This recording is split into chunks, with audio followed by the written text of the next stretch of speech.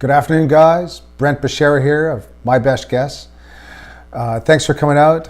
What My Best Guess is a platform where I get to share my findings. As a student, as a scientist, an explorer, and a philosopher of life, I've figured some things out simply for myself. And so what this platform, this YouTube channel is a place where I get to share those findings with my family and friends and those people of like-minded interests. Okay, I find that we're living in amazing times, but we're also living in trying times.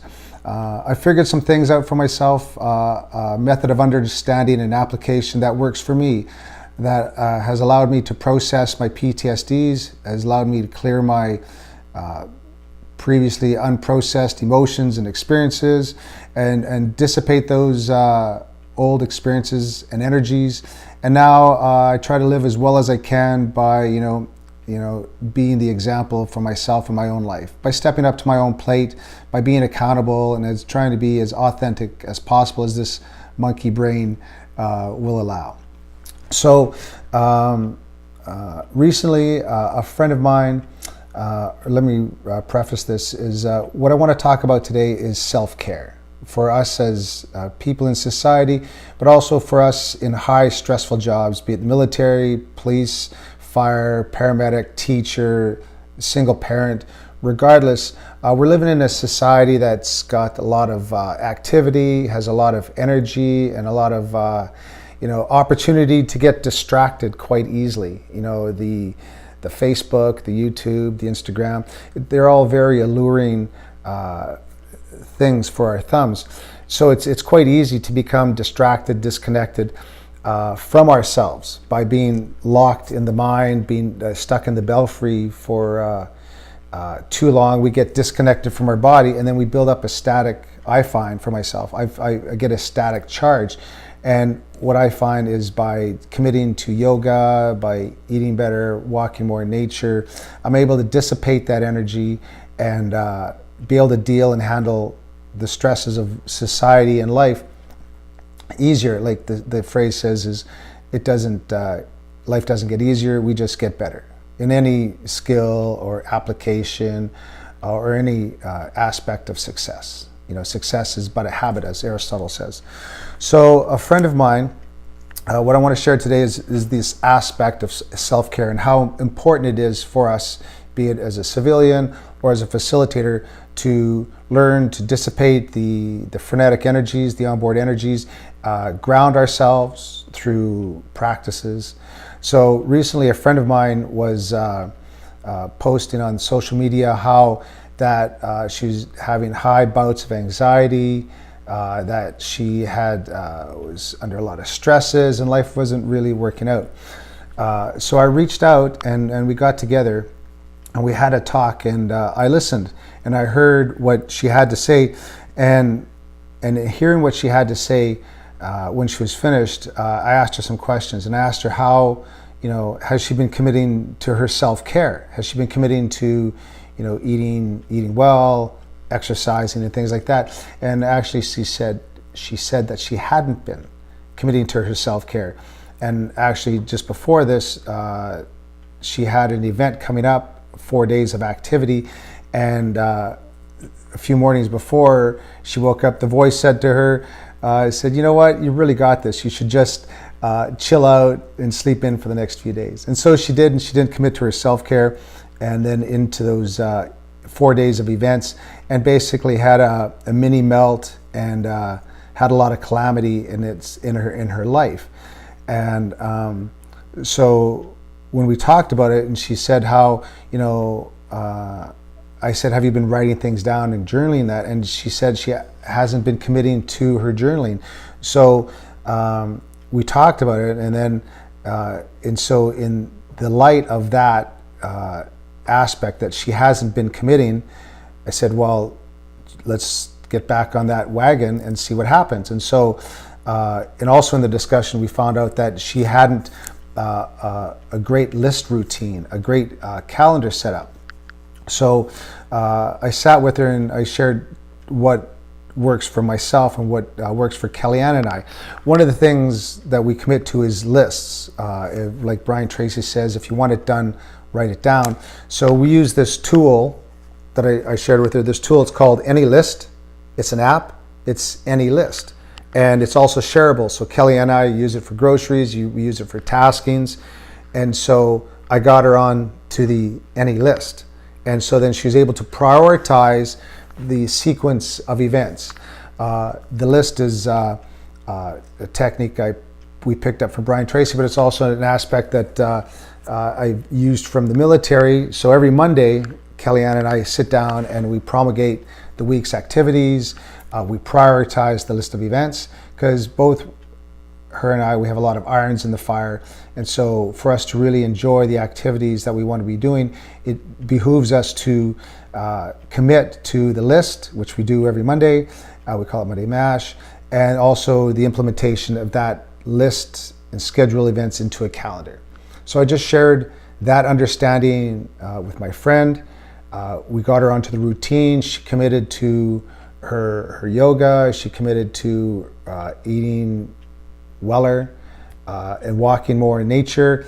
And so now, over the past while that she's been committing to that, she's blazing it. She's totally rocking it because she's now leaning into herself. Like the pilot says, you got to put your own mask on first. And so now that's what she's done. She's committed to her yoga, her self-care, her meditation. She's journaling. She's able to recognize the mechanism of her perception.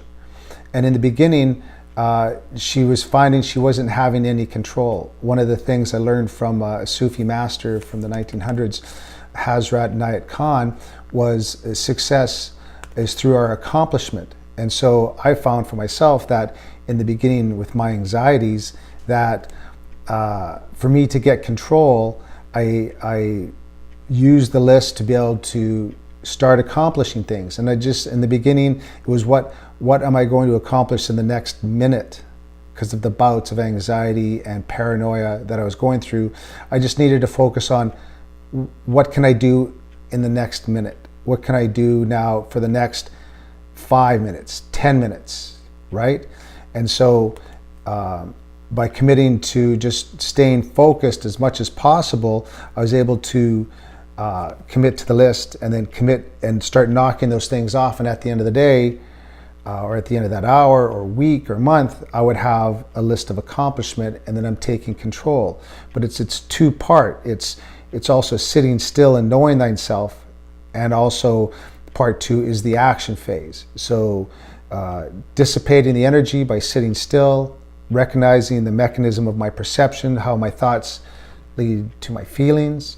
These are the things I shared with my friend. And so in that, we're able to see this mechanism of how we're becoming stressed out, how we're taking on all this unnecessary energy and buildup. And by us not committing to our self-care, not committing to dissipating these gathered energies, then we have these mini melts and meltdowns and calamities, and then life looks like it's happening to us, right? So through a practice of self-care, of a semi-daily commitment to the yoga, meditation, or exercise, or whatever it could be raving, which I'm a big fan of, then we dissipate and we discharge those energies, and then we're grounded and we're back to a Zen state. For me, it's drumming as well. I love drumming, and I'll drum until I'm spent, and then I feel great. Or it could be whatever. It could be a float tank. It could be marathon running. Who knows? It's whatever works for you. You know, I figured out the things that work for myself. So I shared that understanding with her. She then committed to these practices of getting her list sorted, putting it in the calendar. Also, Monday to her 5 for 5, where in the beginning, I asked her just to commit to a simple practice of sitting still for 5 minutes for 5 days, Monday to Friday, taking the weekends off. And so that's what she did. She committed to a practice of sitting still, knowing herself, understanding the mechanism of her perception, seeing how her thoughts lead to her feelings, right? That it's a chemical reaction in our body. And by sitting still and knowing ourselves, we see the truth of our perception. Perception is reality. So by this commitment to this understanding, she's able to see when life is starting to occur. She says, right, I need to do more self-care, right? Not more potato chips, not more couch, not more naps, but more self-care by taking longer walks, by, turning off the media, by doing these things that will help us ground ourselves and dissipate these energies. So another thing I learned in the military was, for myself, it was just so important to really commit to staying in really great shape. By committing to staying in really great shape allowed me to handle the rigors of military life that much easier. Going on course, being able to do well on course, being deployed, doing well on deployment or on exercise, and then having fun with it because we were in such great shape. We could make the hard tasks look easy because of that, of being in great shape. So if we look at that and commit it to ourselves, now that we're out of the military, or we could still be in a stressful environment, by staying in great shape helps us deal with these daily situations, these occurrences as they do happen. Let me just check my notes here, and that's it. I think that's it, guys. I just want to keep this short and sweet. So, if you start to feel the anxiety, if you start to feel the stresses, ask yourself, have you been committing to your self-care? Have you been committing to discharging the gathered stresses, the stress energies of life? And then if not, then maybe looking at, committing to a semi-daily practice of either yoga, meditation, walking, eating better. And then when we take stock and we have ownership and authorship of these things, we then have that authenticity in our life that we're doing the required work to help us live well and be well in this crazy and wonderful world that we're living in. So that's about it, guys. Thank you very much for your time. Wishing you well with this. If you have any questions, you can get hold of me through multiple channels. All right, love you guys. Have a great Navy Day. Talk soon. Bye for now.